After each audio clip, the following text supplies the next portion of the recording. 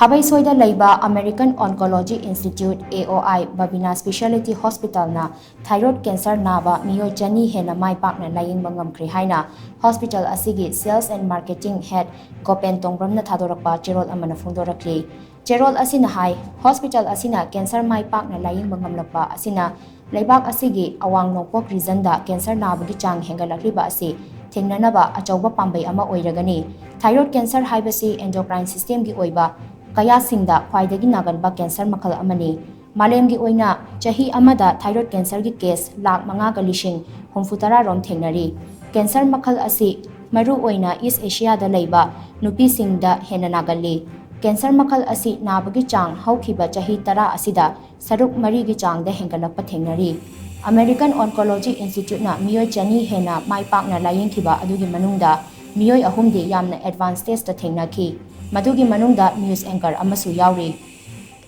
masagi chahi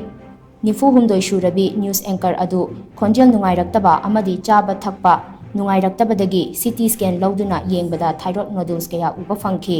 madugi manungda khwaidagi chawba ama oina centimeter mari rom chawba ama mahaki windpipe amasung footpipe ta namsinduna leiramba thengnaki amaromda masagi chahi humfu tare surabi nupi amasu khwang ka hena nabagi complaint ama lakpadagi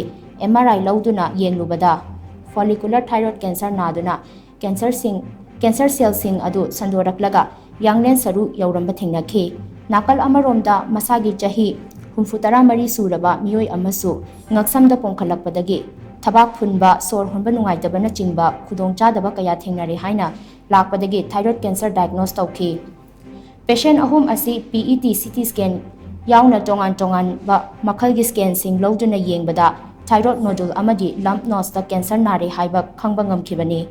makoi ahuma complex onco surgery tawki tungda radioactive iodine therapy tawki layengba loiraba matung